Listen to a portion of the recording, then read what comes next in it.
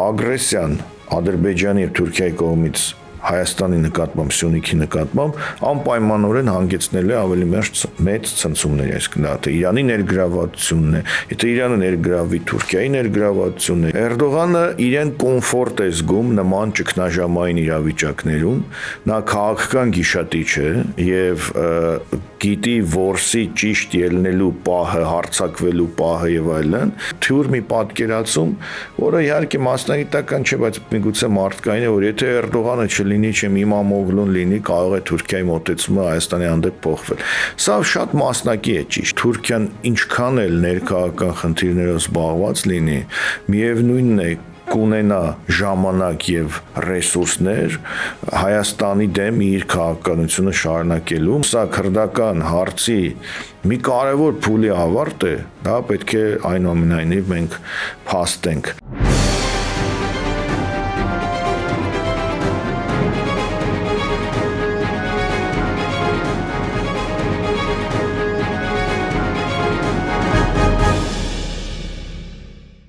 Ես Դավիթ Աղաբեկյանն եմ, սա Armenia Today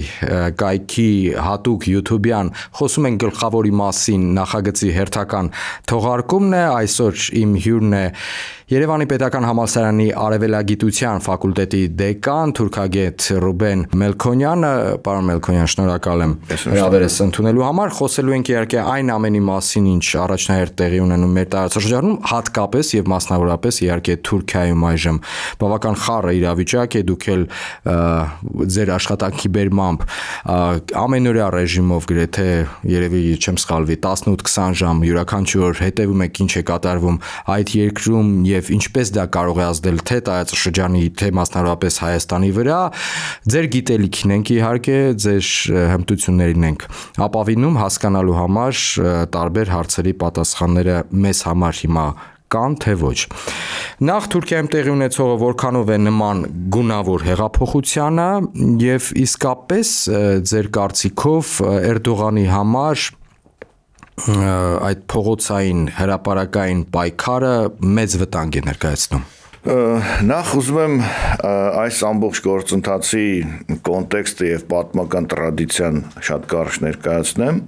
որ Թուրքիայում երբեք փողոցային պայքարի միջոցով իշխանություն չի փոխվել, փողոցային պայքարը միշտ եղել է ֆոն օրինակ ռազմական հեղաշրջումների համար,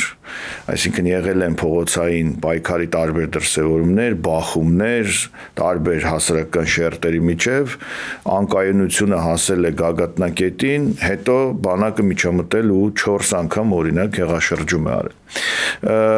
Բայց այս պարագայում ներկայի վրա եթե պրոյեկտենք, բանակը լիովին վերահսկվող է Էրդողանի կողմից վաղուց արդեն եւ բանակը այլևս որպես քաղաքական գործոն, որ եղել է մինչեւ ընդհուպ 2000-ականները, այլևս չկա, այսինքն այն ժամանակ բանակն էր ամենավորոշիչ դերը խաղում Թուրքիայում իշխանություն փոխելու, պահելու եւ այլն, հիմա այդ գործոնը չկա, այսինքն եթե նույնիսկ փողոցային պայքարը հասնի ինչ որ պիկի մի աստիճանի, բանակը այլևս միջամտելու այդ նախկին իր գործիքակազմը չունի, սա մեկ։ Երկրորդ կրկին տրադիցիայի մասին, Թուրքիայում սկսած 60-70-ական թվականներից 20-րդ դարի փողոցը ակտիվ է։ Հատկապես երիտասարդները, ձախ շարժումներ, աջ շարժումներ, ձախ ծայրահեղականներ, աջ ծայրահեղականներ եւ միշտ լինում են մարդաշատ միտինգներ, որոնք երբեմն կարող են ավարտվել բախումներով, զոհերով, օրինակ Թուրքիայում հայտնի այսպես անուններ կա Արյունոտ Կիրակի առաջին, Արյունոտ Կիրակի երկրորդ եւ այլն, որի ընթացքում որ ժամանակ օրինակ մայիս 1-յան այդ միտինգների ժամանակ, շքերթների ժամանակ բախումներ են եղել, մարդիկ են զոհվել եւ այլն։ Ուսանողներն են տրադիցիոն միշտ ակտիվ բուհերի, հիմա էլ նույնն է եւ հիմա երբ որ նայում ենք այսօրվա փողոցին Թուրքիայի, ապա այդ ակտիվ ակտիվություն նկատում ենք կրկին ձախ շարժումների տարբեր մարգինալ, ոչ մարգինալ շարժումների ներկայացուցիչներ, ընդդիմություն, հանրապետական ժողովրդական կուսակցությունը, այսինքն աշխարհիկները, կրկին ուսանողներ եւ այլն եւ այլն։ Սա երկրորդ տրադիցիան, այսինքն սա աննախադեպ երևույթ չէ Թուրքիայի համար։ Ձեր ասած հարցին, եթե ուղիղ գամ, գունավոր հեղափոխության նման է թե ոչ, գիտեք, տարեր որոշակի կան, բայց ես կարծում եմ, որ դրանք որոշակի արհեստական բնույթ են կրում։ Ինչպիսի տարեր, օրինակ, ոստիկանների ուրեմն այդ արգելապատնեշի մոտ համբուրվող զույգեր, ինչ որ վրանային փորձեր, լոզունգներ եւ այլն, տեխնոլոգիաներ, որոնք կարծես կամ կոնտեքստից կտրված են, կամ կարծես սնուցում չունեն, որովհետեւ այդ տեխնոլոգիաները մի շղթա չեն կազում, ցենց առանձին ինչ որ երևույթներ են, դասադուլներ եւ այլն, այս տիպի խնդիրներ։ Եվ չորրորդ կարևորը, դուք հարցնում եք սա Էրդողանի համար մեծ մարտահրավեր է թե ոչ, նախ ես հարցի ենթադրում եմ մյուս կոնտեքստ ավելի, մյուս հարցերի ժամանակ խոսենք, բայց ես այսպիսի դիրքորոշում ունեմ, եւ իմ դիրքորոշումը հենված է Էրդողանի ավելի քան 20-ամյա քաղաքական այսպես ուղին հետևելու վրա։ Էրդողանը իրեն կոմֆորտ է զգում նման ճգնաժամային իրավիճակներում, նա քաղաքական գիշատիչ է եւ գիտի որսի ճիշտ ելնելու պահը, հարձակվելու պահը եւ այլն, եւ կարծես ամեն անգամ այսպիսի ճգնաժամային վիճակները նրա համար ստուգատես են ապացուցելու ինքն իրեն ու իր թիմին իր մարզավիճակը, իր փայլուն մարզավիճակը, եւ Էրդողանը մի կերպար է, ով 2013-ին հաղթահարել է փողոցային շատ մեծ այսպես շարժում զոհերի եւ այլնի գնով, մի կերպար է, ով հաղթահարել է 2016-ին ռազմական հեղաշրջման փորձ եւ բազմաթիվ այլ նյուանսներ, այնպես որ Էրդողանի համար սա բնական վիճակ է, ճիշտ այնպես, ինչպես օրինակ ֆուտբոլիստի համար աշխարհի առաջնությունը կամ եւ այլն, եւ Էրդողանը չնայած իր տարիքին գտնվում է քաղաքական լավ մարզավիճակում։ Ուստի ես այն կարծիքն եմ, մանավանդ տեսնում ենք, որ արդեն այդ շարժումներում կա պասիվության որոշակի էլեմենտներ, ոչ թե հանգելու, այլ պասիվության էլեմենտներ։ Խոսքով հարցը տարօրինակ է, ես մյուս ձեր հարցերի ժամանակ ավելի այլ նյուանսներ նույնպես կփորձեմ բացել։ Պարոն Մելքոնյան, դուք Էրդողանին քաղաքական առումով որսորդի եք նմանեցնում եւ փաստացի հիմա որպես իր որսի թիրախ հանդես է գալիս այն քաղաքական իր ընդդիմախոսը, որին արդեն կարծես թե բռնել է, թակարդի մեջ է գտնվում, հիմա Իմամօղլուի այդ քաղաքական կշիռը արդյոք հենց այնպիսին է, որ նրան կարող է Էրդողանը գնահատել որպես իր հիմնական հակառակորդ Թուրքիայում, անդիմադիր դաշտում եւ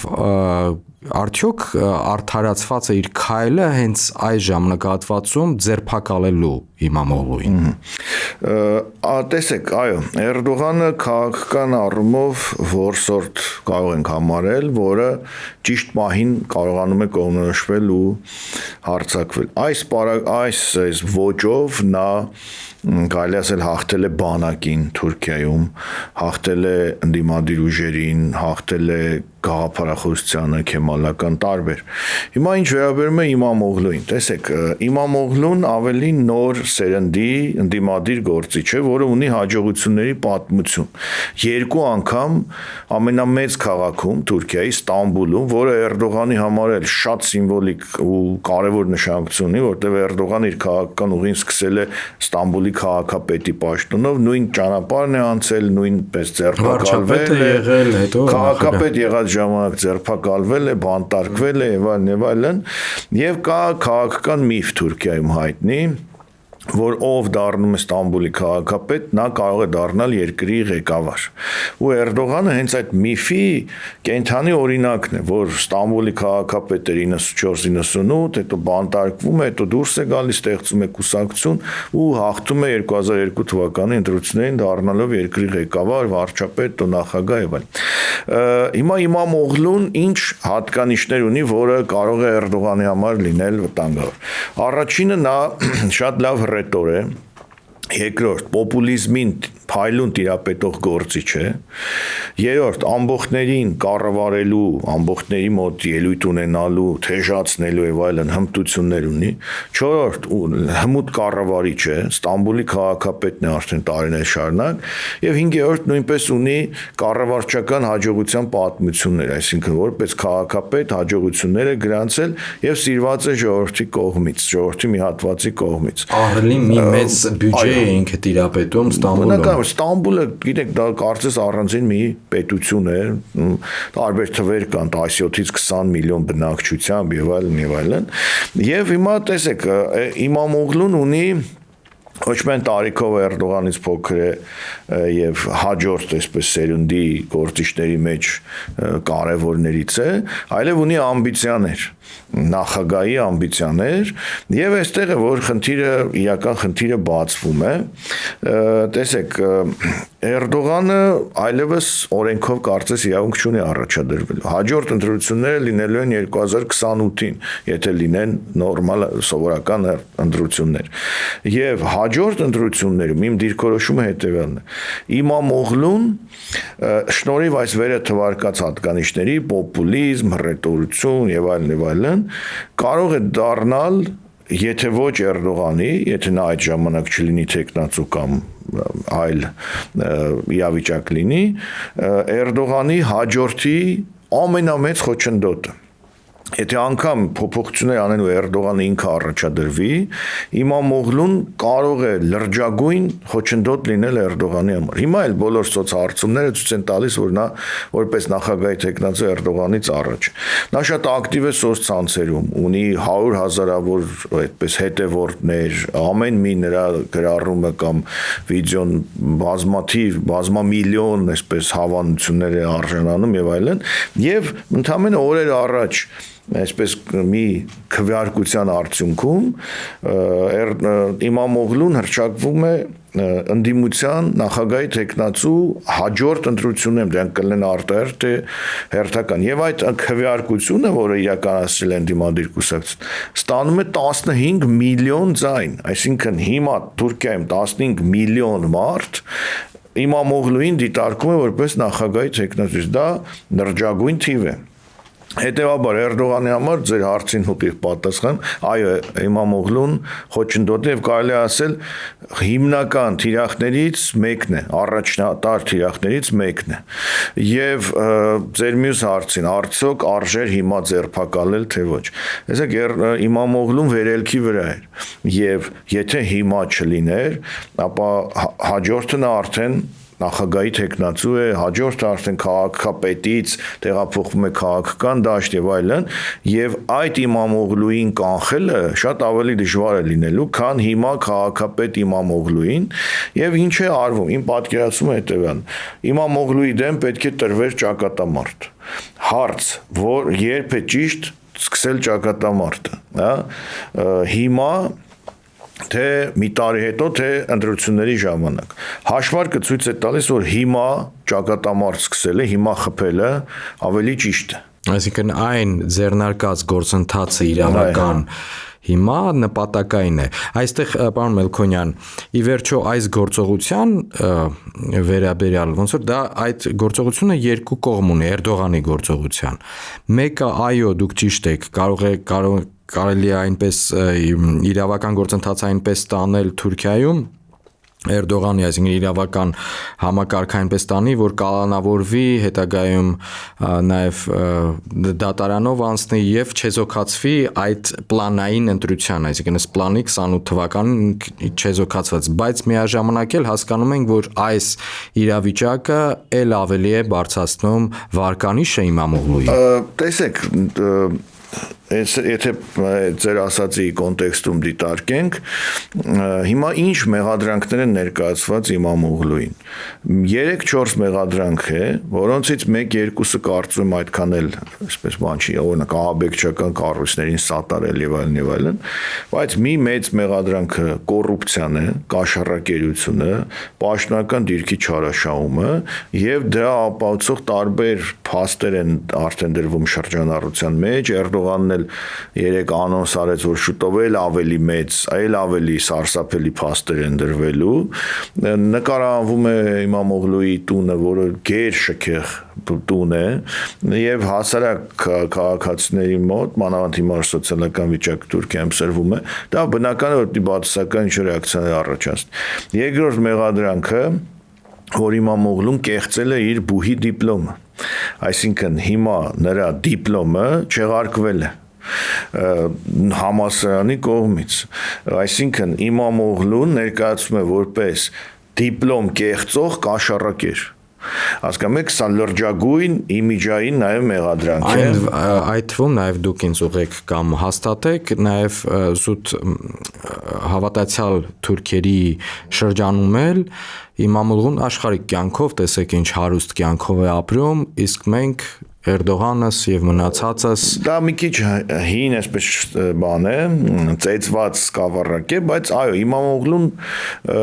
աշխարհիկ այսպես ուժի ներկայացուցիչ է, բայց այնպես չէ, որ դիրքավորված է որպես աթեիստ կամ հակաիսլամ, բայց բնականաբար նրա ընտանիքը ավելի աշխարհիկ է, ի տարբերություն Էրդողանի, այսպես օրինակ ընտանիքի կամ կենսակերպի, չնայած որ Իմամ Օղլուի մայրն էլ, եթե չեմ սխալվում, գլխաշորով այդ իսլամական այս խորհրդանիշը կրող կին է, եւ տեսեք, ի տարբերություն Էրդողանի ժամանակին, երբ որ քաղաքապետ Էրդողանին ձերբակալում էին 98 թվականին, նրա մեղադրանքը կրոնական ատելություն սերմանելն էր, իսլամը քաղաքականացնելն էր։ Իմամ Օղլուի մեղադրանքը կաշառակեր դիպլոմ կեղծող լինելն, այսինքն Էրդողանը գնում էր որպես զոհ, որ այո հանուն կրոնի ինձ դատում են, ես էլ չեմ հետ կանգնելու եւ գնալու եմ ու զոհվելու եմ հանուն կրոնի, դա բանտում նա ինքը իրեն հռչակել էր թուրքական Նելսոն Մանդելա եւ այլն։ Իմամ Օղլուին այդ շանսերից զրկում են եւ վերջինը, նայեք, եթե դիպլոմ չունի Իմամ Օղլուն, եթե դիպլոմը չեղարկվում է, նա դե յուրե չի կարող լինել նախագահի թեկնածու։ Այսինքն հստակ է, որ սա ուղղված է նրա նախագահ թեկնածու չլինելու։ Նա Ստամբուլի քաղաքապետի պաշտոնը չի կարող շարունակել։ Եվ ձեր ասածը արդյոք նրա ռեյտինգը բարձրանում է, այո, հիմա կարող է բարձրանալ, որովհետև Թուրքիայում եւ ընդհանրապես աշխարհում կա չէ այդպիսի գրված ու չգրված օրենք, որ բանտով անցնող քաղաքական գործիչը ինչ որ բոնուս է ստանում հասարակության մեջ, նրա մոտ նրա հանդեպ առաջանում է ինչ որ կարեկցանք, խեղճին ինչ որ պահելու, դե ինչ անի խեղճը եւ այլն, չէ, այդ ձևակերպումները մեզ մոտ էլ երբեմն տենց տարածվում է, ինչ աներ գցեցին գրպանը եւ այլն։ Հիմա Իմամ Օղլուն այդ կոնտեքստում կարող է բան ձեռք բերել, բայց տեսեք, դրանից առաջ նախադեպ կա քուրդ երիտասարդ հայտնի գործիչ Սելահեդդին Դեմիրտաշ, որը նույնպես աճող աստղ էր քաղաքական 2016 թվականից մինչև օրս բանտում է եւ պետությունը իշխանությունը կարողացավ նրան խեղդել, այսինքն այնքան հոդվածներ, որ նա երկար ժամանակ բանտում մնաց, նույնիսկ քարոզ արշավ թույլ տվեցին, որ մասնակցի ընտրություններին, բանտի խցից քարոզ արշավ էր անում, բայց միևնույնն է, նա այլևս քաղաքական պրոցեսներում դոմինանտ չի, մանավանդ վերջերս էլ հայտարարեց, որ կոչ է անում քրդերին զենքը վայր դնել։ Հիմա Իմամ Օղլուին, եթե այս մեղադրանքներով ներկայացվի ու երկարաժամկետ բանտարկություն, դա կանխորոշի, ապա ես չեմ կարծում, որ Թուրքիայում այն աստիճան ժողովուրդը դուրս է գալու փողոց, որ գնան Իմամ Օղլուին բանտից հանեն ու տանեն նախագահական նստավայր։ Այսինքն իշխանությունը իր լծակներով կսկսի մաշել Իմամ Օղլուին, հետո միգուցե փորձեն բերել համաձայնության դաշտ, ինչ որ քաղաքական առևտուր սկսի, համաներում առաջարկեն, դրա դիմաց ասեն, որ դուրս գա քաղաքական կյանքից եւ այլն եւ այլն։ Եվ Իմամ Օղլուն էլ բավական շքեղ կյանք վարող մարդ լինելով, ես չգիտեմ, պատրաստ է իր ամբողջ հետագա կյանքը անցկացնել բանտերում եւ այլն եւ այլն։ Ուղղակի պետք է նայել այդ տանը ապրող, այդպիսի տանը բնակվող մարդը պատրաստ է հետո 4 պատի մեջ խցում անցկացնել տարիներ, չշտապենք։ Դուք հիմա նկարագրեցիք, կարծես թե Էրդողանի բավական արդյունավետ հաշվարկ։ Պարոն Մելքոնյան, նաև մեզ համար իհարկե կարևորագույն հարց է, թե այս ամենը ինչպես կանդրադառնա մեր տարածաշրջանի վրա, հատկապես Հայաստանի։ հայ-ադրբեջանական այս բանակցային գործընթաց, մի խոսքով գործընթացի բանակցություններ դա կանվանենք ինչ կանվանենք։ Թուրքիան այստեղ ակնհայտ ներգրավվածություն ունի եւ ճնշման գործիքներ ունի։ Ինչպես է անդրադառնում։ Տեսեք, սա քանի որ միայն զուտ Ստամբուլի քաղաքապետի հարց չէ, սա ես պատկերացնում եմ Թուրքիայի թագաժառանգի կոչման պայքար, հա, կամ հաջորդ ղեկավարի պայքար։ Եվ ես առիթ ունեցել եմ ասելու, որ Էրդողանը այստեղ հանդես է գալիս որպես խնամակալ գործիչ, ով մաքրում է իր կամ իր հաջորդի ճանապարհը նախագահ դառնալու, այսինքն Իմամօղլուին չեզոքացնելով, նա ասպարեզից հանում է կարևոր մրցակցին, եւ եթե ինքը չլինի նախագահ, ինքը չառաջադրվի, իր հաջորդը կարող է շատ ավելի հեշտությամբ հաղթել։ Հաջորդի համար դիտարկվում է Հական Ֆիդանի կերպարը, Թուրքիայի արտգործնախարարի, որը նաև ձեր ասած ամբողջ այս համաշխարհային տարածաշրջանային խնդիրների մեջ ներգրավված ամենաակտիվ գործիչն է։ Նրան են վերագրում Արցախի, այսպես ծրագիրը, Արցախի օկուպացիայի, Սիրիայի ծրագիրը, քրդական հարցի հետ կապված, դե գաղտնիք չէ, այսինքն պատահական էլ չէ, նա երկար տարիներ ղեկավարել է Թուրքիայի հատուկ ծառայությունները եւ գեր ինֆորմացված անձնավորություն։ Բայց Հական Ֆիդանը հանրային գործիչ չէ, հռետոր չէ եւ այլն, եւ Իմամօղլուին հանելով կարծես Հական Ֆիդանի ճանապարհը եթե վերցնենք, որ նա է, ավելի ամրապնդում։ Սա ինչ է նշանակում տարածաշրջանի եւ նաեւ Հայաստանի։ Նշանակում է էրդողանական Թուրքիայի այս կարծր գծի շարունակություն, նշանակում է թուրք-ադրբեջանական այս ագրեսիվ քաղաքականության շարունակություն, որովհետև Հական Ֆիդանը իր ագրեսիվությամբ չի զիջում Էրդողանին։ Սա նշանակում է նաև գաղափարախոսությունների պայքար եւ էրդողանական գաղափարախոսության, որի մեջ կա եւ ագրեսիվություն, եւ երբեմն վաբանկ գնալ, եւ այլն, դրա պահպանում երբեմն նույնիսկ կարծրացում, այնպես որ այս ճանապարհը տանելու է տարածաշրջանում Թուրքիայի դերի, հավակնությունների, ամբիցիաների ավելի կարծրացման եւ շարունակման։ Եվ կա մեզ մոտ թյուր մի պատկերացում, որը իհարկե մասնագիտական չէ, բայց միգուցե մարդկային է, որ եթե Էրդողանը չլինի, չեմ Իմամօղլուն լինի, կարող է Թուրքիայի մոտեցումը Հայաստանի հանդեպ փոխվել։ Սա շատ մասնակի է ճիշտ։ Ինչու՞։ Իմամօղլուն ավելի մեղմ հռետորաբանություն ունի, կարող է ավելի մեղմ խոսել, չգիտեմ, հայերին չանվանել թշնամի, անվանել հակառակորդ։ Բայց քաղաքականությունը դրանով կփոխվի։ Գլոբալ իմաստով չի կարող փոխվել, Թուրքիա-Ադրբեջան հարաբերությունները չեն կարող փոխվել, Թուրքիան չի ճանաչելու հայոց ցեղասպանությունը, Թուրքիան Սփյուռքի հանդեպ շարունակելու է իր թշնամական վերաբերմունքը, այսինքն լուրջ բան չի փոխվելու, բայց ասենք ինչ որ ժեստերի, բառապաշարի եւ այլնի առումով կարող է, բայց այսպես դրա վրա հիմք ընդունել, որ Գիտեք, Իմամօղլուն եթե լինի Հայաստան-Թուրքիա հարաբերությունները կարգավորվեն եւ լիովին այլ դաշտ տեղափոխվեն, ես կարծում եմ, որ կեղծ է, ինչու եմ կարծում, որովհետեւ Էրդողանից առաջ պաշտոնավարած նախագահ Աբդուլլա Գյուլը նույնպես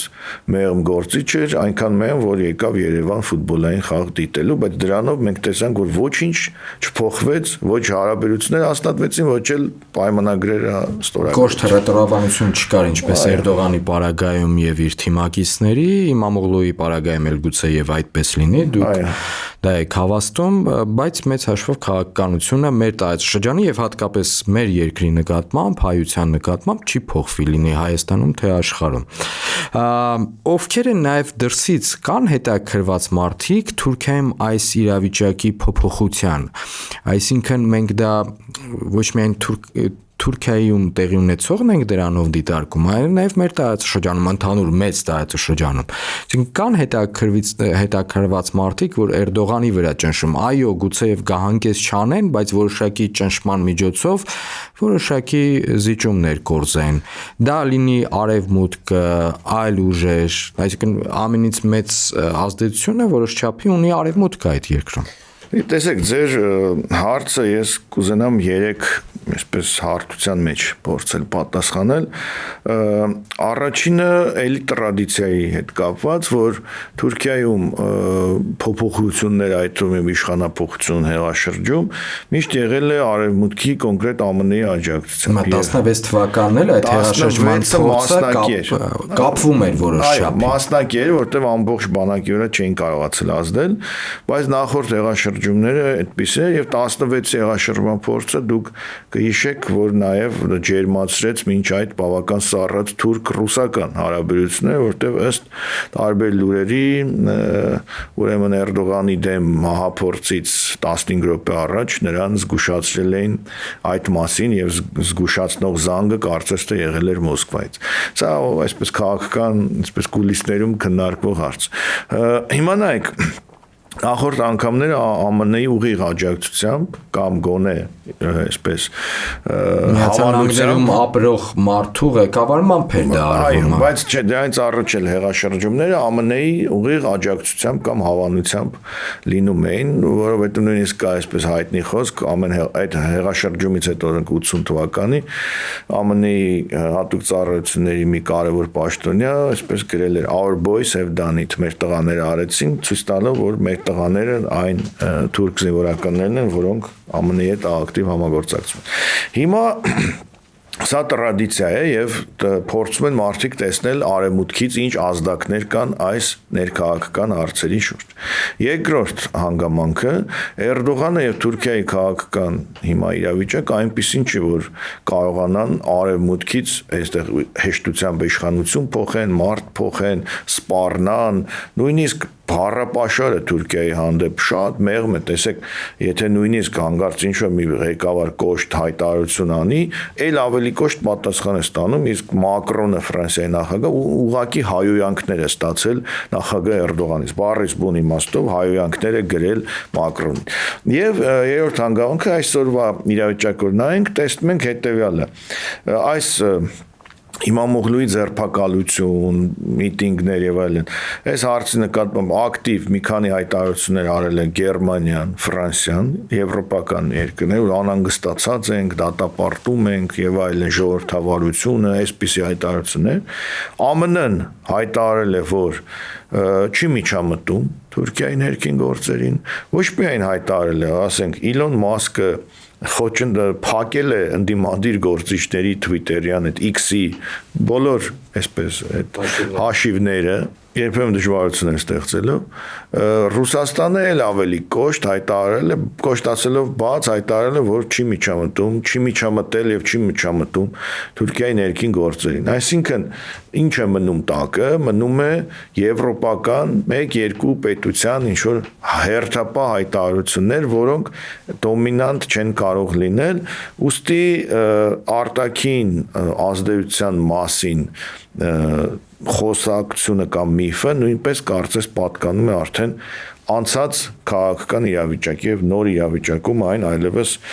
ռելևանտ չէ, ինչպես ասում։ Պարոն Մելքոնյան, եկանք կարևորագույն հարցերից մեկին, մեզ հետաքրող այստեղ Հայաստանից։ Էրդողանը զբաղված լինելով այս ներքին իրավիճակով, արդյոք ուշադրությունը շեղել է հայ-ադրբեջանական այս գործընթացից, դա հնարավոր է թե չէ, շատ կարծիքներ ենք լսել եւ ձերն էլ է իհարկե առաջնահերթ կարևոր, որ Էրդողանը շատ հանգիստ կարող է տարբեր ճակատներով մարտնչի եւ ոչ մի բան իրեն որևէ մի ճակատը չի շեղում իր ուժը մյուս ճակատներից։ Այս պարագայում, այսինքն մենք տեսնում ենք, որ Հայաստանի եւ Ադրբեջանի միջև այս լարված շրջանում փաստաթուղթը կա, տեքստը համաձայնեցված է, մնում է ստորագրեն, բայց Ադրբեջանը շարունակում է ճնշել, դա մեկ այլ հարց է։ Մենք գիտենք, որ այդ ամենում ներգրաված է Թուրքիան։ Հիմա Թուրքիայի ներգրավվածությունը, ուշադրությունը նույն չափի է, ինչպես մինչ Ստամբուլյան դեպքերը, թե փոխվել է։ Տեսեք, դա քաղաքական կարելի ասել օրինաչափություն է, որ եթե մի երկիր շատ խնդիրների է բախվում, ինչ որ հարցեր ստիպված է աչքաթող անել։ Դա հատկապես ակտիվ մենք տեսնում ենք Ռուսաստան-Ուկրաինա այս հակամարտության ժամանակ, երբ շատ ռուս փորձագետներ ասում են, դե հիմա հարավային Կովկասով զբաղվելու ժամանակ չունի Ռուսաստանը, չեմ Սիրիայով զբաղվելու ժամանակ չունի, դրա համար Սիրիան կորցրեց եւ այլն։ Միգուցե սա քաղաքական օրինաչափություն է։ Թուրքիայի պարագայում, այսինքն Թուրքիան ինքը իրոք մտել է բազմաթիվ խնդիրների մեջ, արտաքին քաղաքական, ներքաղաքական, գրեթե բոլոր տարածաշրջաններում, գրեթե բոլոր տարածաշրջաններում փորձում է իր դիրքերը ունենալ ու ամրապնդել, սկսած չեմ Աֆրիկայից, Սոմալիից, վերջացրած հարավային Կովկասով եւ այլն։ Հիմա գանք այս խնդրին։ Տեսեք, Հայաստանի հետ կապված հարցերը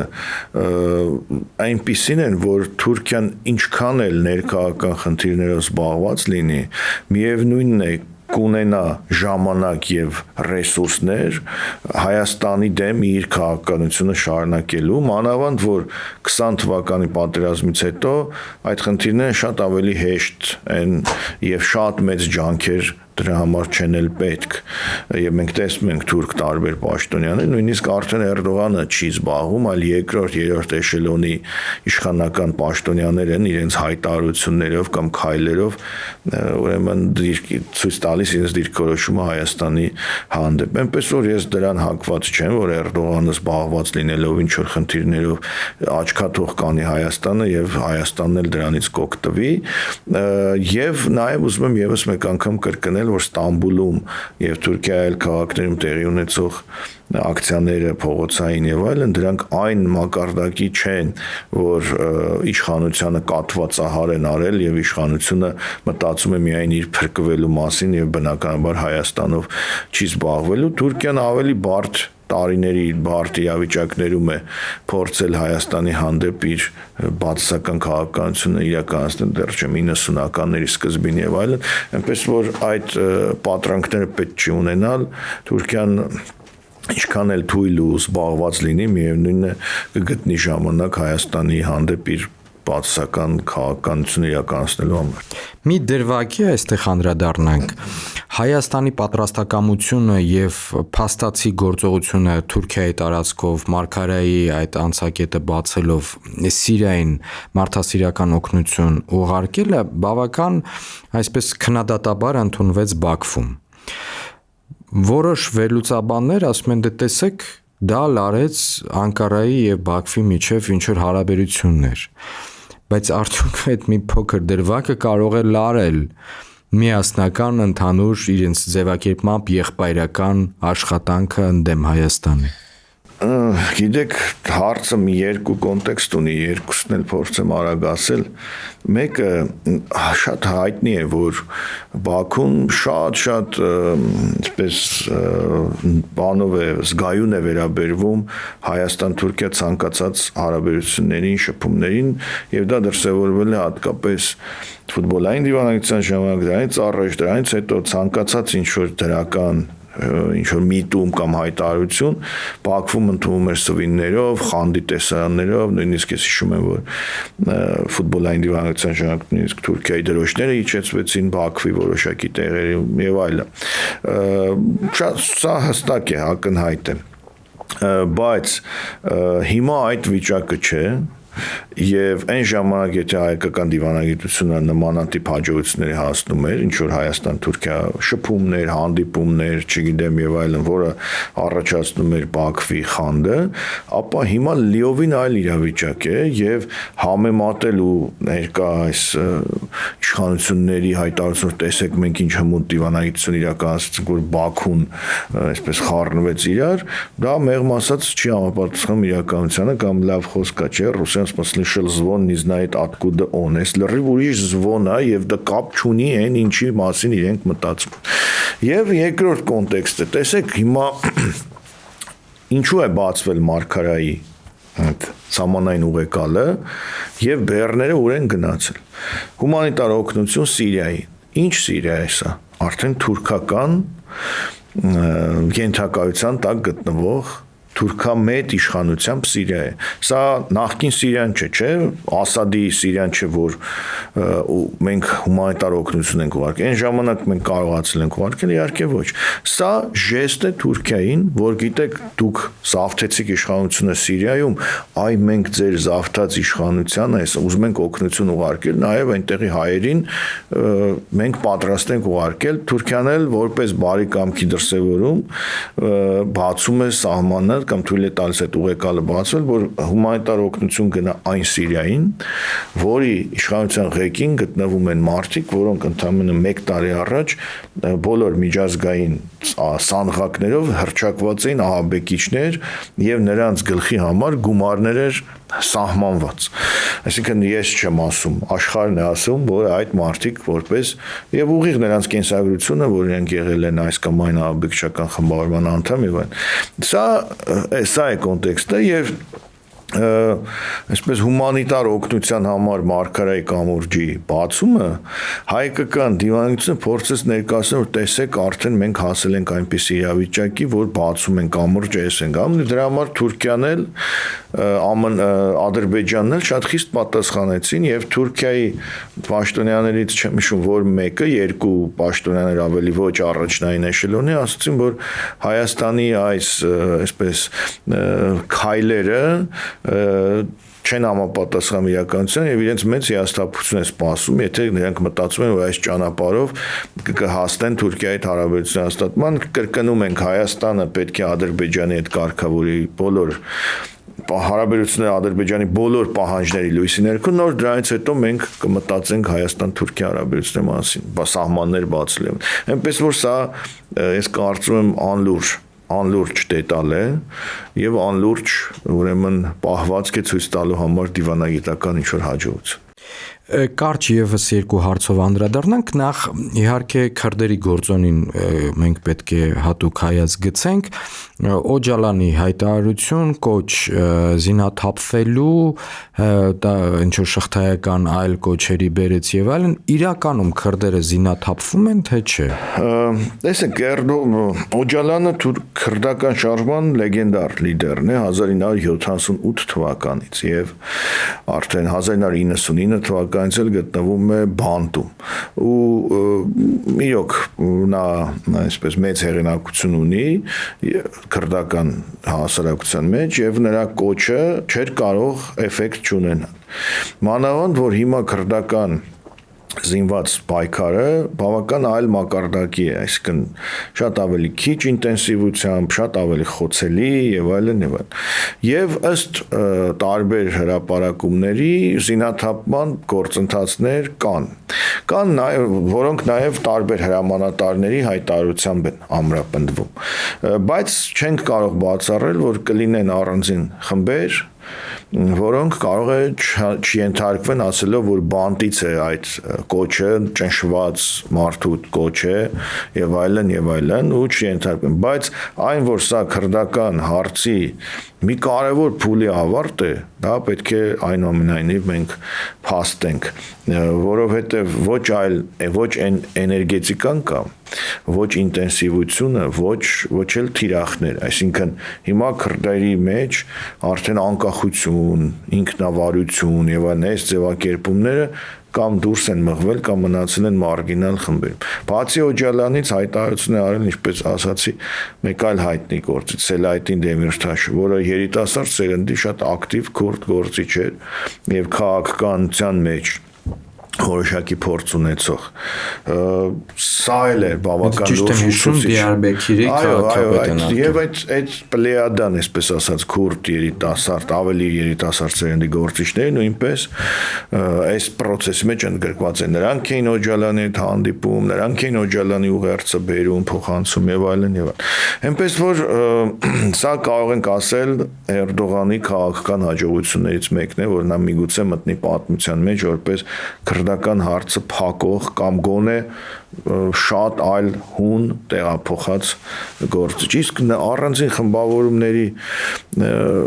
դրսևորումներ կարող ենք չբացառել, ինչպես որ միշտ այդպիսի իրավիճակներում լինում է, երբ որ չեն բանակը նահանջում է, բայց մի խումբ պայքարում է եւ հայտնի այսպես ձևակերպումներ կան, չէ, հայտնի ֆիլմի վերնագրով «Последний самурай», բան այդ ոճի բաներ միգուցե մնան։ Եվ Իրանի գործոնին անդրադառնանք։ Թուրքիայում Իրանին դե պարզ է ինչպես են վերաբերվում, ինչպես են նայում, ինչ ծրագրեր են գուցեև գծվում Ադրբեջանի հետ, չգիտեմ, այլ երկրների արևմուտքի պլանների հետ համատեղվում։ Իրանը այս պահին բավական կոշտ արձագանքում է եւ նաեւ արտգործնախարարը Երևանում գտնվելիս դարձյալ հաստատեց, որ Իրանի քաղաքականությունը Հայաստանի տարածքային ամբողջականությունը պահելու այդտեղ ոչ մի բան չի փոխվել եւ Իրանը կոշտ քայլերի, մենք այդպես ենք հասկանում, կոշտ քայլերի միշտ պատրաստ է։ Թուրքիան այստեղ ինչ իրավիճակում է, Թուրքիան կարող է ուղիղ առճակատման գնալ Թեհրանի հետ։ Տեսեք, թուրք-իրանական հարաբերությունները եւ Թուրքիա-Իրան սահմանը ընդունված է ասել, որ այս տարածաշրջանի ամենակայուն հարաբերություններն են եւ սահմանն է, որովհետեւ սահմանը, եթե ինձ իմ հիշողությունը չի դավաճանում, Թուրքիա եւ Իրանի միջև վերջին անգամ գծվել է 17-րդ դարի կեսերին, սկզբնեն, եթե չեմ սխալվում 1630-ականներին, դրանից հետո չի փոխվել եւ փաստորեն մի քանի 100 տարի դա համարվում է կայուն սահման։ Թուրքիա եւ Իրանի միջև հարաբերությունները դրական չեզոքության մեջ են, բայց դա չի նշանակում, որ խորքային այսպես լուրջ տարաձայնություններ չկան։ Եվ գետնի վրա ներեցեք այդ տարաձայնությունները երևացին Սիրիայում, երբ որ Թուրքիան իր նախկին նահաբեկիչների միջոցով այդտեղ զավթում էր իշխանությունը։ Տեսեք, այստեղ մի քանի հանգամանք։ Առաջինը Իրանի վերաբերմունք Թուրքիային նաեւ այն կոնտեքստում, որ Թուրքիան դե ֆակտո Իսրայելի դաշնակիցն է եղել տասնամյակներ շարունակ, իսկ Իսրայելը Իրանի մեծագույն թշնամիներից մեկն է։ Երկրորդ, որ Թուրքիան արևմտյան բլոկի անդամ է, ՆԱՏՕ-ի անդամ է, Իրանը արևմուտքի թշնամի է։ Երրորդ, կապված Հայաստանի հետ, Զանգեզուրի միջանց կոչված այդ երևույթի հետ, որ դա թուրքական ծրագիր է եղել 1910-ականներին, ամբողջ 20-րդ դարի ընթացքում, 21-րդ դարում, եւ այդ ծրագիրը ուղիղ հակասում է Իրանի շահերին, որտեղ Հայաստան-Իրան ցամաքային կապի ընդհատումը Իրանի ամենաիրոք կարմիր գծերից մեկն է։ Իրան հյուսիս։ Մենք եթե Թեհրանի կողմից նայենք, Հայաստանը չի, Իրանի կապը հյուսիսի հետ, դեպի Սևծով եւ այլն։ Ուրեմն այնպես որ այս հակասությունը նույնպես կա։ Մյուսը Ադրբեջանի հետ կապված պանթյուրքիստական նկրտումները Իրանում ապրող թյուրքալեզու իրանցիների հանդեպ, այդ հարավային հյուսիսային ադրբեջաններ կոչված երևույթները եւ երբեմն դիվանագիտական փոխհրաձգություններ լինում են։ Օրինակ ես հիշում եմ Էրդողանի ուրեմն այս 44 օրյա պատերազմից հետո այդ Բաքվի զորահանդեսում մի բանաստեղծություն ասմունքեց, որ Արաքս գետով կիսված ազգ եւ այլն, որը պանթյուրքիստական բանաստեղծություն էր, որը ցույց էր տալի իբրև Իրանի ադրբեջանցիների եւ այստեղի ադրբեջանցիների իբր բաժանված լինել եւ այլն, անմիջապես հետևեց Իրանի պաշտոնական բողոքի նոտան, որ այս բանաստեղծությունը ըստ էության տարածքային մեր ամբողջականությանը վիրավորանք։ Վերջերս, եթե չեմ սխալվում, 2-3 շաբաթ առաջ Հական Ֆիդանի Թուրքիա արտգործնախարարի եւ Իրանի միջև այսպիսի մի այսպես խնդիր եղավ նրա հայտարարությունները արծազրույցներ, այսինքն ամեն ինչ անամպ չէ, խաղաղ չէ։ Բայց գանք գետնի վրա եւ տեսեք Սիրիայի նկատմամբ նույնպես Իրանը ուներ շատ կարեւոր մոտեցումներ, այնտեղ իրանական ներկայություն, զինված եւ այլ, բայց Սիրիան նրանց ձեռքից գնաց, ժողովրդական լեզվով ասած, եւ ոչ մի քայլ, գործնական քայլ չարվեց։ Հիմա սրա համար ինչն է մեզ համար այսրանից ուսանելի, որ եթե դու ինքդ չես պայքարում, ինչքան էլ որ այլ պետություն լինի գառանտ, եւ ինչ որ հայտարարություններ անի, միևնույն է հարցի լուծում չի, այսինքն հիմա Զանգեզուրի միջանցքի հետ կապված ձեր հարցին թե ուղիղ պատասխանը ես չեմ կարծում, որ եթե Հայաստանը ոչ մի բան չանի, եթե օրինակ դիցուկ լինի հարձակում Հայաստանի վրա ագրեսիա, Հայաստանը ոչինչ չանի, իրանական բանակը գա մտնի եւ մեր փոխարեն անի, հետո էլի մեզ տա ու ինքը հետ գնա, չի լինելու այդպեսի բան։ Եթե Հայաստանը սկսի դիմադրել, պայքարել, միգուցե ինչ որ աջակցություն լինի։ Հիմա այդ կոնտեքստում ինչու են ամերիկյան ջանքերը միտված, որ այս տարածքում խաղաղություն մնա, այսինքն նույն պետքարտուղարի հայտարարությունները, զանգերը Ադրբեջան, չգիտեմ, Հական Ֆիդանին են խնդրում, որ Հարավային Կովկասում խաղաղություն պահպանի, որովհետև ագրեսիան Ադրբեջանի եւ Թուրքիայի կողմից Հայաստանի նկատմամբ, Սյունիքի նկատմամբ անպայմանորեն հանգեցնել է ավելի մեծ ցնցումների, այսինքն դա Իրանի ներգրավվածությունն է, եթե Իրանը ներգրավի, Թուրքիայի ներգրավվածությունն է, եթե այս երկուսը ներգրավեն Ռուսաստանի վերջո ինչ որ մի շարժումն է եւ այլն։ Հետեւաբար հիմա կարծում եմ ԱՄՆ-ն փորձում է այնպես անել, որ այդ վիճակին չհասնեն, իսկ եթե հասնեն, հիմա խաղի օրենքները եւ այլն կամ չկան կամ փոխվել են եւ բացառել Թուրքիայի ուղիղ առճակատում կամ անուղղակի առճակատում Իրանի հետ իհարկե չի կարելի, բայց ցավոք այդ ամենը Հայաստանի պարագայում լինելու է թատերաբեմի հերթական ռազմական թատերաբեմի հերթական արարը, երբ տարբեր ուժեր փորձել են այստեղ իրենց հարցերը լուծել ի հաշիվ Հայաստանի եւ հայկական շահերի։ Այսինքն մեզ այս պահին որոշ չափի նաեւ փրկում է ձեր ասածով աշխարհի խոշորների այդ անկայուն իրավիճակը, իրենց համար ոչ կառավարելի վիճակը թույլ չտալը։ Գիտեք ինչ, ոչ միայն այդ անկառավարելի վիճակը, այլ քանի որ աշխարհում հիմա իմ կարծիքով երրորդ համաշխարհային պատերազմը տարբեր վայրերում պատերազմներ են, Ուկրաինա, չգիտեմ, Սիրիա եւ այլն, Եմեն, ապա հիմա այս կոնտեքստում այստեղի նոր էսկալացիան երևի թե այդ պլանների մեջ չի մտնում։ Դրա համար սա փխրուն ժամանակավոր ինչ որ ստատուս քվո խաղաղություն այսպիսի մի վիճակ է, մինչև այն կողմի հարցերը չլուծվի, այսպես ասած։ Շնորհակալ եմ, պարոն Մելքոնյան, մեր հրավերը ընդունելու համար։ Armenia Today-ի խոսում են գլխավորի մասին, այս նախագծի